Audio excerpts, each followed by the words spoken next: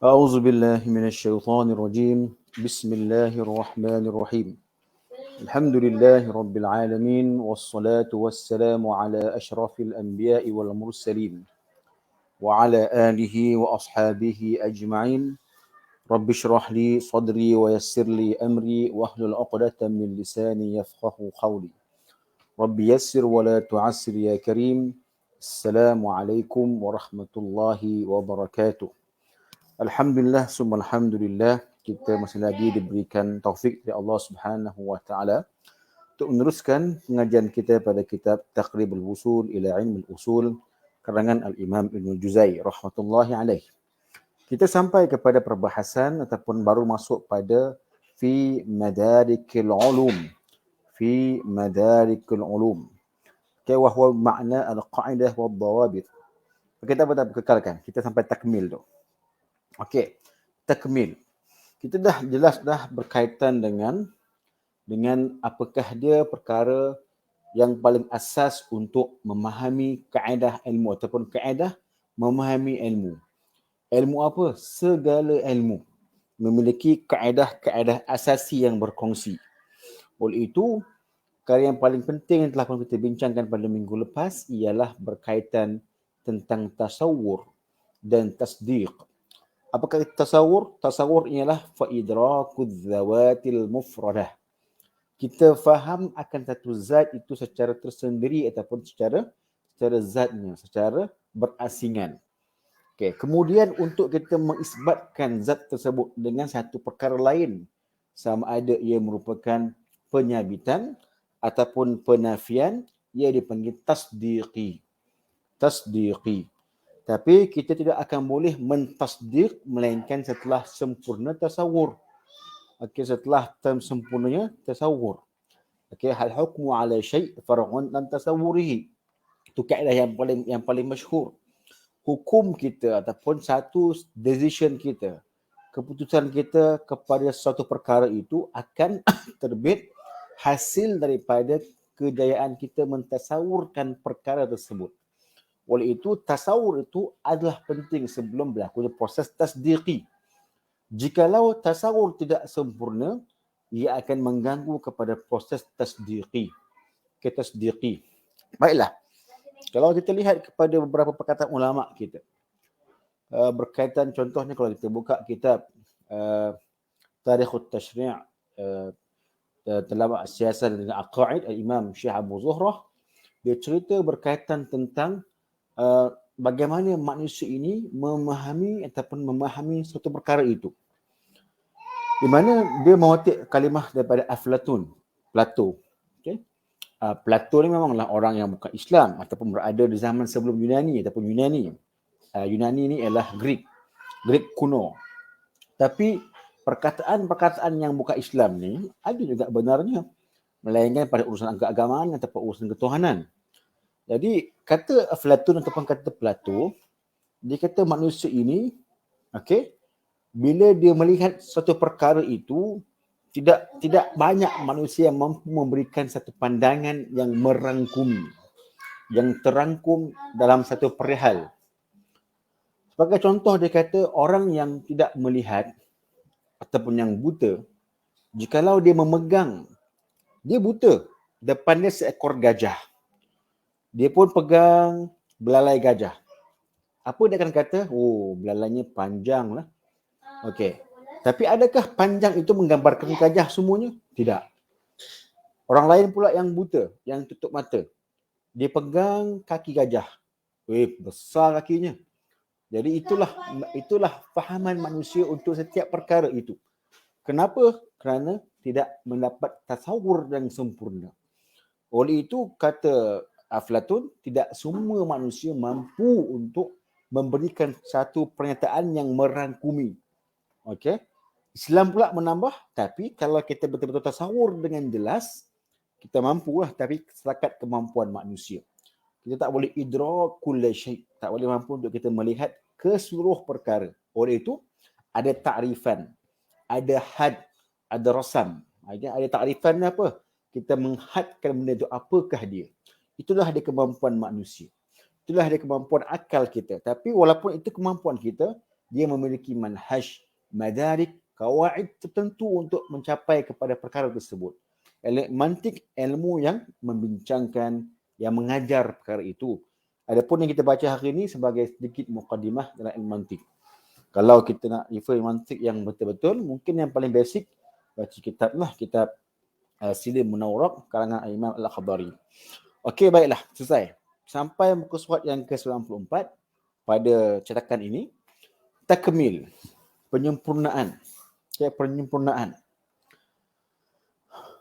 Okey, betul situ Kita dah baca dah yang lain ni.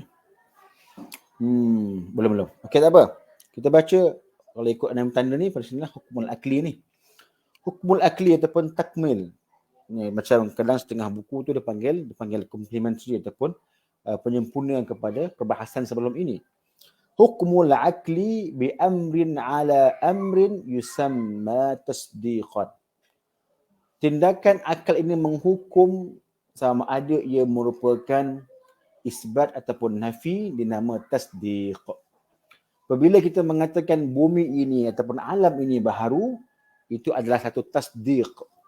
Tasdiq yang terhasil setelah adanya tasdiq, tasawur yang jelas tentang alam ini. Alam ini berubah-ubah. Benda yang berubah ini pasti ia dijadikan.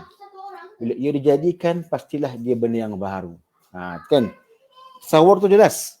Bila tasawur tu telah pun berlaku, kemudian ada mukadimah pada perkara itu, kita pun pergi kepada tasdik, alam itu adalah baharu. Alam itu adalah baharu. Baiklah. Fa in takallama bihi fa huwa khabar. Kalau orang itu menyatakan perkara itu, okey, dia dah tahu, dia dah mentasdikkan alam itu baharu, kemudian dia berkata-kata, dia menyampaikan maklumat tersebut, dipanggil sebagai khabar. Hada khabar. Okey, khabar. Dan khabar ini tak sama dengan khabar dalam ilmu nahwu. Hada khabar marfu' bi dhammah. Ini pula khabar lain. Khabar itu menyampaikan perkara yang telah pun sempurna, tasdiq je. Okey. Jadi khabar itu pula dalam yang belawah pun sama juga. Ma yuhtamalu fihi sidqu aw al-kadhib. Yang ada kemungkinan ia benar ataupun ia tidak benar. Okey, itu khabar. Kan khabar kan dalam ilmu balaghah ada khabar, ada banyak jumlah insya'iyah, jumlah khabariyah. Jumlah khabariyah ini ma yuhtamal, apa yang dikebarangkaliankan berlakunya benar ataupun tidak. Insya'iyah ada yang tak mungkin, tidak ada talabi, ghairu talabi dan sebagainya. Cuma khabar ini dalam mantik ialah bila kita menyebutkan, menyampaikan statement yang telah pun selesai tasawur dan tasdiqi. Alam itu baharu, itu akal punya kerja. Bila akal membayangkan akal itu membayangkan alam dan dia tahu alam itu baharu, maka akal menghukum alam ini baharu. Bila dia dah yakin itu baharu, dia pun sampaikan hadza huwa khabar. Itu khabar, dia cerita pada orang, statement. Fa in ramal ihtijaj alaihi summiya da'wa. Kalau ada seseorang lain yang mencampakkan hujah, yang memberikan hujah ke atas pendapat dia, tak, bagi saya alam itu qadim. Setelah kita fikir tasawur alam itu baharu, kita pun mengatakan al-alam hadithun. Kita pun sampaikan kepada orang alam itu baharu. Tiba-tiba ada pihak yang menafikan. Mana ada baharu? Alam ini qadim. Contoh. Oleh yang demikian, yang menafikan kita punya hujah itu dipanggil dakwaan. Apakah dakwaan? Kita baca bawah tu. Okey, qaulun yutlabu bihil insanu isbatun. Iaitu perkataan yang memerlukan kepada pengisbatan. Bila saya mendakwa, contoh dalam syariat lah, ada bab dakwa, babud da'wa wal bayinat was syahadat. Bab dakwa, bab bukti-bukti dan juga bab penyaksian. Apakah dakwa ini? Kalau dalam segi syariat, ialah kita mendakwa hak kita berada pada orang lain. Saya menuduh atau mendakwa awak telah pun merampas hak saya. Okey. Bila orang tu mendakwa, apa yang kita perlu buktikan? Pengisbatan. Buktikan. Isbatkan benar dakwaan tersebut. Okey. Oleh itu, kalau orang tu mengatakan pada kita, bagi saya alam ini bukan baharu. Alam ini lama, qadim. So, perkataan dia itu ihtijaj ala kalami ataupun ihtijaj ke atas kita. Ihtajja ala, kan? Arab panggil ihtajja ala, dia berhujah kepada kita. Saya kata, akal saya kata alam ini adalah baharu. Saya pun sampaikan khabar tersebut. Orang tak setuju. Mungkin mereka yang bermazhab dahriyun. Okay? Wa ma yuhlikuna illa ad-dahr. Ma lahum bidzalika min ilmin. Okay. Golongan dahriyun ini orang yang mengatakan tak ada Tuhan, melainkan semuanya adalah masa. Masa yang melakukan sedemikian. Dia kata alam ini qadim. Alam ini qadim, alam ini baharu. Okey, apakah status perkataan itu? Itu dakwaan. Dan dakwaan perlu dibuktikan. Al-bayyinah ala man yad'i wal yamin ala man ankar. Itu kaedah yang paling umum dalam setiap dakwaan dalam fiqh dan dakwaan dalam statement. Saya mendakwa Islam ni agama yang zalim, contoh. Kita pula kata Islam salimah. Al-muslimun wal-muslim man salima al-muslimun min lisanihi wa yadihi. Islam agama yang salam. Kan wa in janahu yaslam al-fajnah laha wa tawakkal 'ala Allah. As-salam. Islam tu agama yang sejahtera, agama yang penuh keamanan. Tiba-tiba ada orang mengatakan tidak, Islam tu agama keganasan. Kita kata pada dia, hadza huwal hujjah. Itu merupakan dakwaan. Okey. Ati bayinat 'ala man tad'i. 'Ala ma tad'i. Datangkan bayinat, bukti-bukti atas apa yang kamu dakwakan. So statement yang kita ucapkan kalau dipatahkan ataupun dicuba dilawan dipanggil dakwah. Khalas. Fa in zakarahu fi mu'rad fa in zakarahu fi ma'radil hujjati summiya qadiyatan. Tapi kalau kita punya khabar tu disebut sebagai satu hujjah, tu dipanggil qadiyah. Apa itu qadiyah? Nombor 2 ialah khabar. Qadiyah ni juga sama macam khabar lah. Okey, khabar. Okey, khalas. Terus lagi. Al-babus tsani ma yusilu ila tasawur, apa yang menyampaikan kepada tasawur. Kita dah faham dah tadi tasawur dan tasdiqi. Tapi untuk tasawur itu juga ada kaedah dia sendiri. Oh, sebab kalau kita menggunakan kaedah yang tidak betul, kita akan mendapat tasawur yang salah. Inilah yang berlaku dalam dunia hari ini. Bila orang silap mentasawurkan satu perkara. Oh, jihad itu zalim jihad ni. Sabar dulu. Jangan dakwa dahulu. Kan kita pakai kalimah tu. Jangan dakwa sewenang-wenang. Kamu kena faham dahulu apakah dia yang bermaksudkan dengan ta'rif had kepada jihad. Sebelum kamu keluarkan statement jihad itu keganasan, sebagai contoh, kita main tackle dahulu. Maaf, ma huwal jihad? Apakah dia jihad? Sebelum kamu kata jihad ni tidak betul. Islam ni agama yang susah. Contohnya, statement yang biasa, yang liar dan nakal. Kita kata dulu, apa dia susah? Jadi benda macam itulah yang akan memberikan satu pencerahan. Okay? Tidak bertanggungjawablah kita menggunakan kalimah, tapi kita pun tak mampu untuk mentakrifkan Islam. Ilmu mantik mengajar kita takrif supaya penggunaan term kita adalah betul. Jadi untuk tasawur yang betul, tengok bagaimana ilmu usul fiqh berjalan di atas satu platform atau satu kaedah yang begitu jelas tentang cara pemikiran. Cara memikir. Dan cara inilah sebenarnya yang wujud dalam dalil-dalil kita, sehingga kan Al-Quran itu hanya turun di zaman Nabi SAW. Hadis Nabi SAW hanya turun berlaku di zaman Nabi SAW, tapi dia punya salahiyah, dia punya keberlangsungan, dia punya lakunya kalimah tersebut sampai kepada hari kiamat. Mengapa? Sebab tasawur yang betul membolehkan kita yantafi' wa yastafidu min hadhil adillah, membolehkan kita mendapat manfaat dan faedah daripada dalil-dalil tersebut. Okey, tengok betapa agungnya muhwil Quran, mukjizatul Quran, dan juga Nabi SAW. Dan dengan cara apa? Dengan diajar cara, disusun cara pemikiran supaya dengan dalil yang hanya turun berlaku di zaman Nabi SAW, yasluh ay yutabbaq fi kulli usur wal azminati wal awqat wal amkinah wa kadzalika awqat. Benda yang boleh digunakan sampai pada setiap zaman dan masa dan juga tempat. Okay, itu dia daripada sebagai Islam tu agama ilmu. Baiklah. Wadzalika, macam mana nak sampai kepada tasawur yang betul? Kita kena ada 3 perkara. Al-haddu wal-rasmu wal-lafdul muradif. Secara bahasanya, had ni skop dia, rasam ni gambaran dia, dan juga lafaz muradif ni kalimah ataupun perkara yang sama dengannya. Ini mantik, tapi Syekh ni dimudahkan sikit bahasa. Kalau kita boleh bacalah kitab-kitab ilmu mantik muyassar, dikarang juga oleh Imam Dr. Syekh Said Al-Latif Fudah. Ada juga kitab mantik muyassar, mantik yang dipermudahkan, make it simple ataupun for dummies lah, macam bahasa English kan, for dummies, karangan almarhum Dr. Umar Abdullah Kamil dan ramai lagi ulama yang mengarang tentang mantik. Yang ilmu yang amat penting dalam kita mengolah akal, memahami semua perkara. Baiklah. 3 perkara, haddu war-rasmu wal-lafdul muradif. Itu penting nak tahu. So Syekh ni bawa sesa. Ibn Judaym bawa sesa.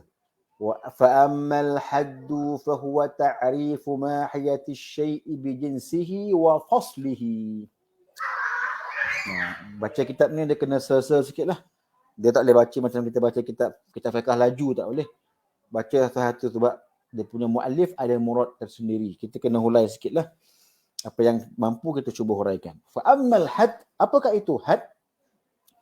Fa huwa ta'rifu mahiyati syai', pentarifan definisi kepada keapaan satu perkara itu dengan jenisnya dan fasalnya. Jenis tu apa? Fasal tu apa? Adalah cerita yang kemudian nanti kita akan lihat. Cuma nak tahu had itu apa dia? Ta'rifu mahiyati syai'. Ta'rif akan apakah benda itu. Kalimah mahiyah ini daripada kalimah mahiyah. Apakah dia ni? Itu maksud mahiyah. Tak tahu bahasa Melayu apa, keapaan kot, kebagaimanaan. Kebagaimanaan tu kaifiyah.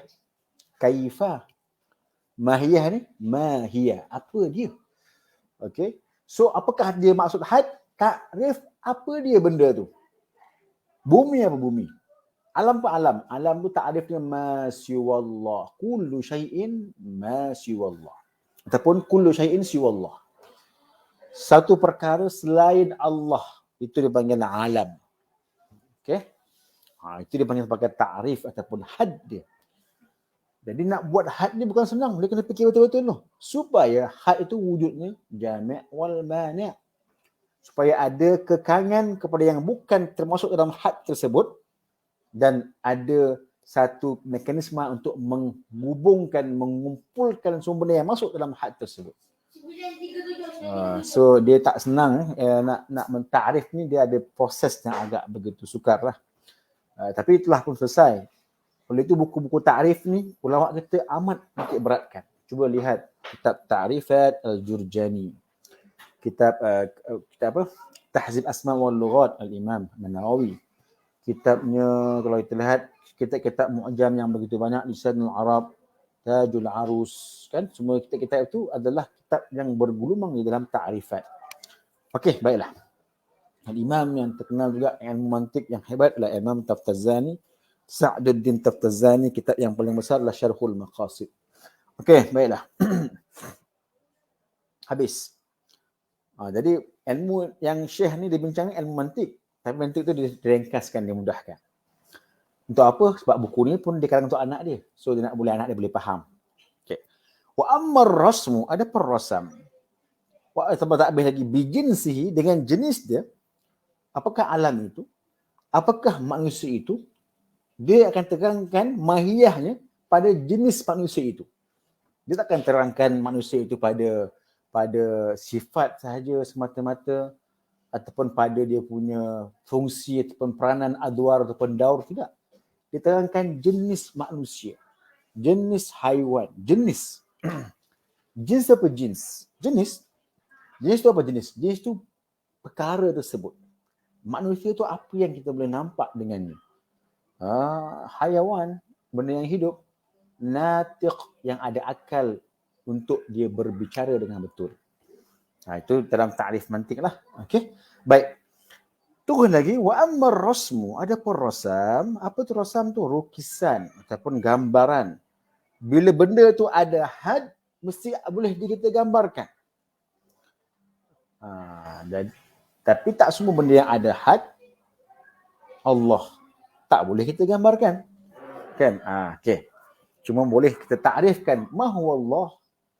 Yani alamun ataupun zatul qadim mausufun bi sifatil qadimah, bi sifatil kamal dan sebagainya.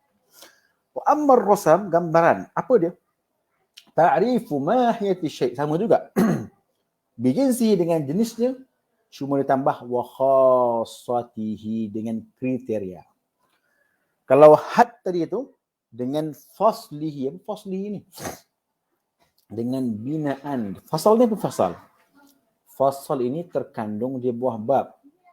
Dalam kitab-kitab fiqh, dalam kitab Buqyah Mustarsyidin ada cerita. Dia cerita apakah kaitan di antara kitab, bab, fasal, matlab, mabahas, matlab, furu', masail. Yang paling tinggi kitab. Kitab ni apa kitab? Buku. Kitab ni buku lah. Ta'rif apa ta'rif? Kitab bermaksud apa ma yahtawi ala abwabin tahtahu. Apa yang mengandungi dalam dia beberapa bab. Itu nama kitab. Apakah dia bab? Bab ni apa yang di bawah dia ada fasal. Ni fasal. Yakni dengan fasal lah akan membentuk bab. Jadi bila kita nak takrifkan benda tu, kena pastikan kita sebut jenis dia dan sebut apa binaan dia. Cuba tengok takrifan ulama kita dalam benda-benda yang dalam ilmu akidah. Pakai contoh. Apa dia malaikat? Jismun nuraniyun. Buka dalam buku akidah, buka kitab syarah Darah Tauhid ataupun hasyiah Darah Tauhid Imam Al-Bajuri, Kifayatul Awam, kita boleh baca. Ulama akidah al-kalam amat hampir dengan ilmu mantiq. Ulama usul fiqh amat mahir dan hampir dengan ilmu mantiq. Ulama fiqh dia cuma ambil dia apa yang dah ada. Ta'rif salat, kan, ta'rif puasa, imsa'ku syai'in, kan, fi binatin makhsusatin, bituruqin makhsusatin, fi awqatin makhsusah. Itu merupakan ta'rif. Ta'rif tu yang berinya ialah ulama usul yang faham akan mantik dan sebagainya. Baik. Beza di antara had dan rasam. Had ini dia maklumkan jenis dan juga fasal pembinaan benda itu. Sementara rasam pula disebut jenis dan juga khassah. Apa khassah ni? Kriteria. Contoh, faqauluna mahiyatu syai' hiya allati yus'alu anha bima. Keapaan benda itu akan ditanya dengan apa? Apa dia manusia ni? Ma huwal insan? Ma huwal bashar? Tetapi, okey, wa taharrazna bidzalika, tapi kita keluarkan daripada segala perkara yang ditanyakan dengan apa, di mana, bagaimana, bila. Itu bukan mahiyah. Mata satati, bila kamu akan datang? Adakah itu mahiyah? Tidak. Kenapa? Adakah itu had? Bukan. Sebab soalan dia bukan dengan ma. Apakah? Itu ma. Itu mahiyah dia panggil. Okey.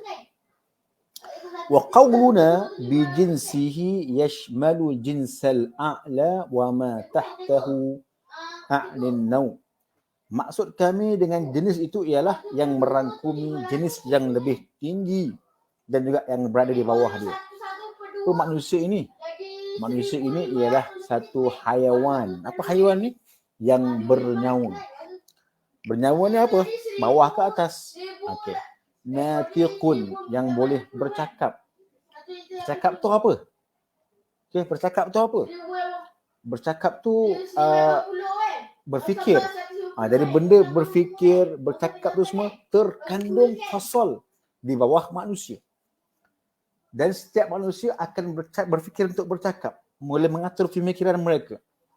Itu dipanggil jinsul a'la tahtahu.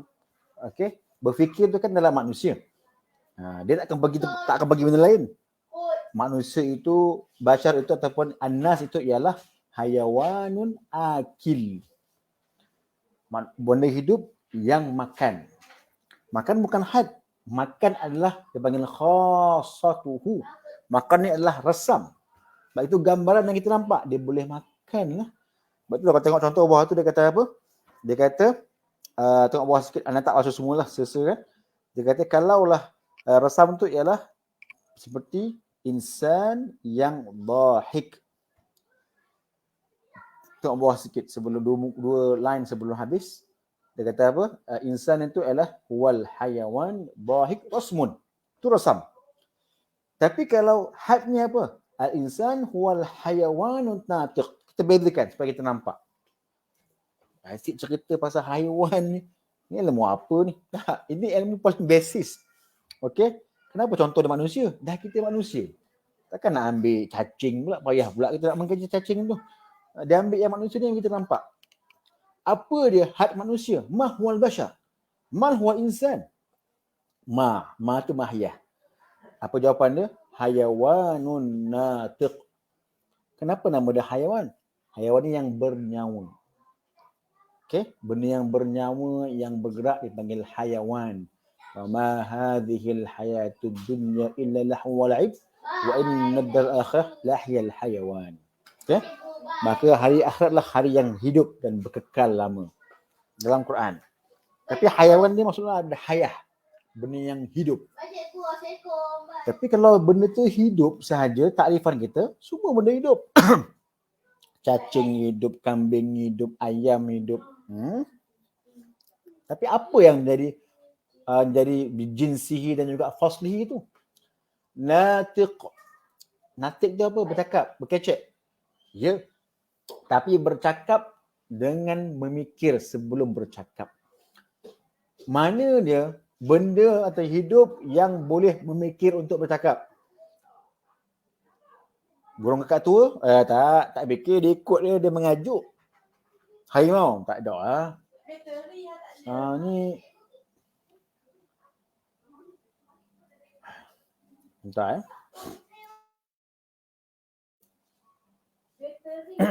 Okey. Baiklah. Jadi kalau kita kata natiq itu sifat pada haiwan, tak kena. Kenapa? Memang tak kena. Haiwan tak natiq. Haiwan boleh bercakap, boleh mengembik. La, kalimah natiq bermakna asy-syakhs alladhi yatafakkar wa yurattib kalimah hatta yantiq. Benda yang boleh bercakap kerana dia berfikir menyusun kalimah untuk bercakap dengan betul. Siapa? Melainkan manusia. Malaikat Allah beri ilham dia cakap yaf'aluna ma yu'marun la ya'suna Allah ma amarahum wa yaf'aluna ma yu'marun. Dia disuruh syaitan, jin. Syaitan jin kamu nak dengar ke dia bercakap? Macam itulah dia punya perbahasan dia. Dan sekali rasanya yang natik ni cumalah manusia yang boleh bercakap kerana boleh berfikir. Haiwan terkeluar. Malaikat terkeluar. Itu jamak manik tu. Akhirnya itulah dia bagi takrif had kepada manusia. Al-hayawanun natiq. Apa beza pula di antara had dan resam? Resam ni ialah gambaran. Apa resam manusia? Hayawanul dhahik. Hayawanul akil. Hayawanul mutaharrik. Benda hidup yang tergelak. Apa beza tergelak tu? Kita nampak kriteria tergelak tu. Munfa'il yang boleh ada emosional. Macam-macam lagi lah. Banyak lagi sebenarnya. Khasah ni banyak. Sebab apa itu merupakan kriteria. Benda hidup yang bergerak. Sebab apa? Okey. Benda tu dipanggil resam. Okey, resam. Baik. Tapi nak tengok. Beza di antara resam dan had itu kita baca sikit atas tu. Dia kata apa? Wa qawluna fil haddil hadd bifaslihi huwal wasful lazim az-zati la yufhamu syai'u biduni fahmihi kan nutqin nafsani lil insan. Ni kena faham betul-betul. Okay, tadi kita kata resam tu lah kriteria. Had ataupun ta'rif had itu ialah apa? Benda yang memang mahiyah dia. Tapi maksudnya apa mahiyah itu? Dia terang situ, had tu apa dia? Wasful lazim, satu sifat yang mesti ada secara zati. Bukan aridi. Bukan benda yang mendatang. Memang sifat tu zati kepada manusia. Yang kita tak boleh faham benda itu melainkan itu ada pada dia. Okey. Jadi memang takrifan had ni agak mendasar. Tapi untuk mendasar itu mereka perlukan fikir. Jadi kalau kita baca mantik ni cukup menggambarkan bagaimana daqiq dan halusnya pemikiran para ulama kita. Jadi kita pun tak faham lah, orang datang, mungkin orang yang tak faham mantik ni dia kata ni bid'ah ni. Mungkinlah kan. Dia baca tak faham, baca pun tak faham kami. Ni tak ada dalam hadis ni. Mungkinlah. Tapi kalau kita baca dengan pemahaman, tanya orang, telaki banyak kali dan dengar untuk faham, kita nampak betapa halusnya ulama kita membahas benda ini. Dia kata apa? Had wasful lazim az-zati. Sifat lazim yang zati. Zati ni apa? Memang ada. Tapi bukanlah zati berbentuk zati yang memang qadim. Jangan faham qadim. Qadim tu hanya daripada Allah Ta'ala. Zati ni memang ada pada benda itu yang tak pernah terpisah. Okey? Contoh, dan tidak kita faham benda itu, melainkan kita takkan faham apakah dia manusia, melainkan kita tahu dalam setiap manusia itu ada kemampuan untuk nutqin nafsani. Berfikir, bercakap bersendiri sebelum diluahkan. Semua manusia macam tu. Cakap tu nombor 2. Sebelum cakap, apa dalam otak kita? Berfikir, merenung, menyusun strategi, menyusun perancangan. Itu dipanggil nutqin nafsani. Semua manusia. Jangan kata orang gila lah, tu terkeluar daripada takrifan. Orang tanya pula, orang gila macam mana? Jangan macam tu. Setiap takrifan ini akan diberikan kepada yang ghalib. Okey, tu benda tu penting juga ya. Yang ghalib. Jangan cerita orang OKU ataupun orang yang tidak sihat akalnya. Itu nombor 2. Yang penting kita perlu faham secara ghalib siapa manusia tu. Satu, benda hidup. Okey, benda hidup yang dia boleh berfikir. Yang ada padanya pemikiran. Ada padanya proses untuk dia berfikir, menyusun dan sebagainya. Itulah dia insan. Itulah dia had. Dia amat detail. Jadi ulama kita bukan main semedang bahasa kita lah. Bahasa orang lama. Semedang nak buat benda takrifan ni. Ilmu yang telah pun berzaman. Baiklah. Tapi dia punya resam apa resam? Wasfun lazim illa annahu ghairu zati fala yatawaqqaf fahmu alaihi kadhahak bil quwwatil insan. Ialah sifat lazim tapi dia bukan zati. Sifat tu ada tapi dia bukan zati, bukan benda yang menampakkan, bukan benda yang sedekala ada, tidak. Tapi dia ni dan tidak semestinya tanpa dia kita tak faham. Contohnya tergelak tadilah, dhahik tu. Adakah kita akan faham manusia dengan tengok dia menggelak? Tak. Saya boleh faham dia tu manusia walaupun tak lihat dia gelak. Kalaulah kita tak faham apakah manusia melainkan tengok dia gelak, gelak tu adalah dia punya had dia. Tapi tak, gelak tu adalah dia panggil sifat yang bukan zati. Yang kita pun tak wajib tahu pun. Tapi kita boleh lihat benda itu. Benda itu ada pada manusia.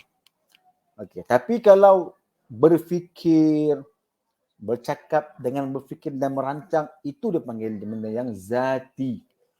Jadi sampai sini dah pening. Tak dah, kita baca cukup. Kita baca nak fahamkan sebab apa ilmu ni dah siap. Kita perlu tahu je. Sebab apa kalau kita membawa fahaman fiqh, kita payah. Mantiqi ni, usul fiqh ni dia kena turun. Memang usul sungguh. Apakah usul? Ma yanbani alaihi ghairuh. Apa yang terbina atas dia benda lain. Nak tak nak dia benda dasar. Kita tak akan bincang benda yang besar. Benda yang dasar-dasar. Tapi dasar ni lah yang penting. Khalas Okey. Dan bila had dan resam tu bergabung, itulah yang kita inginkan. Apakah dia manusia? Haiwan natiq. Okey, manusia benda hidup yang boleh berfikir, bertindak, sekian. Apakah dia punya resam ni? Dia boleh tergelak, dia boleh bergerak, dia boleh sekian. Bila digabungkan had resam, nampaklah kita manusia. Oh, macam tu dia manusia. Okey, jelas. Akhirnya dengan bergabungnya had dan resam akan menjadikan kita nampak tasawur apakah benda itu. Ya Allah, lama nak tahu tentang manusia je. Memanglah lama. Nak menggambarkan proses. Kalau akan contoh, kita diberikan arahan, tolong jelaskan pada saya apakah hukum merokok. Contoh. Memanglah hukum fiqh. Tapi kita kena balik asas. Merokok tu apa? Merokok. Had dulu. Apa merokok tu? Apa tadkhin tu? Satu perbuatan mengeluarkan asap. Dakhana kan dukhan. Menggunakan alat. Okey, alat cukup lah. Okey. Tapi adakah alat tu syar'i ataupun tidak? Itu resam dia. Alat tu mungkin yang syar'i, mungkin tak syar'i dan sebagainya. Itu benda itulah yang ulama kita bincangkan supaya tasawur kita betul akan memandu kita kepada tasdik yang betul. Bila tasawur itu silap, apakah dia berkahwin? Berkahwin ni ialah duduk berdua-duaan. Habis orang duduk dalam bas sebelah-sebelah tu tak kenal pun naik flight. Dah kahwin ke? Loh, main jumpa kita, nombor seat kita sebelah orang putih, perempuan. Adakah duduk sebelah dia, saya dah kahwin dengan dia? Tak. Tadi awak kata takrif kahwin tu kan takrif dia ialah duduk berdua-duaan. Bukan. Tak betul ya. Apakah kahwin tu? Kahwin tu adalah akad yang menggabungkan al-jam'u ataupun dhammu bi'uqudin, yang membolehkan istimta' bil furuj. Itu je ke? Ya. Cuba tengok. Buka kitab fiqh. Tengok takrif solat, tengok takrif zakat, tengok takrif nikah. Tengok takrif tak ada. Semua benda tu akan betul-betul pergi pada mahiyah benda itu. Dan tak senang. Jadi bila dah tasawur dah betul, barulah boleh bincang lain-lain. Okey, itu dia. Itu bagaimana para ulama usul itu. Supaya apa penting had itu? Supaya bila ada had, bila ada resam, wa hadha huwa tasawwurul maqsud. Itulah ada tasawur yang kita inginkan. Okey, sambung lagi. Dan kemudian ada apa? Ustaz sebelah tu ada lafaz muradif. Dah tahu dah manusia, apa manusia punya had? Hayawanun natiq. Apa khasah dia, apa dia punya resam? Dhahik, mutaharrik, baki, nangis dan sebagainya. Okey. Tapi adakah manusia itu, nama manusia itu hanya haiwan natiq ke? Ada nama lain, ada bashar, annas, macam-macam nama kan. Itu perlukan lafaz muradif. Tengok nombor satu dia kata apa? Muradif kana musammahu wahidan wa asma'uhu kathirah. Dipanggil lafzul mushtarak. Lafaz tu banyak, maksudnya satu. Kita panggil manusia tu selain manusia apa? Insan dalam bahasa Melayu lah. Okey. Contohnya bur tu apa? Mungkin qamah. Okey. Tapi wa yushtaratu ay yakuna musawiyan la a'am. Tapi lafaz muradif ni mesti benda yang sama bukan umum. Macam manusia dengan makhluk, sama tak? Lafaz muradif ke itu a'am? Al-insan wal makhluk. Hal hadha huwa lafzul muradif ataupun a'am? La. A'am. Lebih umum. Makhluk lebih umum daripada manusia. Itu bukan lafaz muradif. Okey. So kita pun tengok sini kenapa duk cerita lafaz-lafaz ni. Inilah dia asas ilmu usul fiqh. Asas memahami lafaz. Okey. Dalam hidup kita pun lafaz inilah yang menunjukkan macam-macam kepada manusia. Lafaz apa? Lafaz dan juga kan dia panggil khitabullah taala. Allah mengkhitab dengan apa? Dengan lafzul Quran. Allah mengkhitab dengan apa? Dengan lafzul hadis, lafaznya nas syara'. So kita nak faham apa Allah suruh ni macam mana. Kita kena faham lafaz itu tasawur. Barulah kita boleh membuat apa yang Allah inginkan. Baik. Jadi basic, tapi basic this is very very important untuk kita faham lah. Wah, malam pula tu belajar ilmu mantik, ambil lah untuk kita. Okay. Tak apa, kita stop sini dulu Tambih ni kita stop dulu lah. Yang penting tergambar pada kita dekat balik apa dia tasawur ni. 3 benda kena ada. Had, mahiyah benda tu. Had ni mesti wasfun lazim zati. Benda tu mesti ada. Kalau tak ada had ni ataupun tak ada wasfun lazim zati tu, tak faham kita benda tu. Okey. Kedua ada dipanggil rasam, gambaran ataupun kriteria perkara itu. Dan mungkin banyaklah. Dan bila digabungkan akan had dan rasam, kita akan nampak benda tu. Okey, saya faham dah apakah dia manusia. Baiklah, saya faham dah apakah dia lembu. Hayawanun, apa-apalah kan. Kalau ada takrifan lembu lah. Cuba buka dalam kitab Ma'ajim. Buka Tajul Arus. Buka Lisanul Arab Ibn Manzur. Ibn Arus Mustafa Az-Zabidi. Buka. Tengok bagaimana dia takrif benda tu. Takrif itulah mengkira had dan rasam. Sometimes dia buat had je. Sometimes dia buat had dan rasam. Cuba tengok kita Ma'ajim, kita akan nampak. Banyak kita Ma'ajim dalam Islam. Okey? Baiklah. Dan bila dah ada had dan rasam, mesti bahasa kita banyak. Bahasa Arab paling kaya lah. Dia ada lafaz muradif. Okay, lepas tu ada pentingnya ma'ajim. Ma'ajim tu, mu'jam ni bukanlah nak bagi makna tak.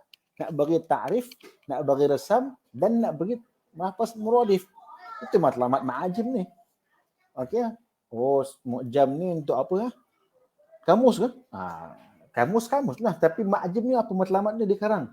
Untuk memberikan had warrasm walaupun muradif. Buka semua mu'jam. Mesti ada had, mesti ada rasam, mesti ada lafaz muradif. Kalau dalam lisan Arab ada had, rasam, lafaz muradif, ada syawahid. Quran ataupun hadis Nabi SAW. Oh, ada semua belaka. Itulah cara umat Islam diajar berfikir mendasar. Ilmu apa? Mantik, usul fiqh ini penting. Okey, penting. Nampak simple tapi penting. Dan dia mengajar kita untuk menyusun pemikiran kita, insya-Allah taala. Kelas sampai sini kot kita malam ni, tak payah lama-lama sangat. Nanti next week kita masuk babus salis fima yusilu ila tasdiq. Tadi kita faham dah apa yang sampai kepada tasawur. Insya-Allah next week kita tengok apa cara nak sampai kepada tasdiq. Ya, alam ini baharu. Ya, alam ini makhluk. Ya, Tuhan itu qadim. Apa yang sampai tu? Baiklah, nanti kita akan bincang pada minggu hadapan insya-Allah taala. Rabbana atina fid dunya hasanah fil akhirati hasanah wa qina adzaban nar. Sallallahu ala sayyidina Muhammad wa ala alihi wa sahbihi ajma'in. Walhamdulillahirabbil alamin. Taqabbalallahu minna wa minkum. Saya mohon maaf kesalahan kekurangan. Assalamualaikum warahmatullahi wabarakatuh.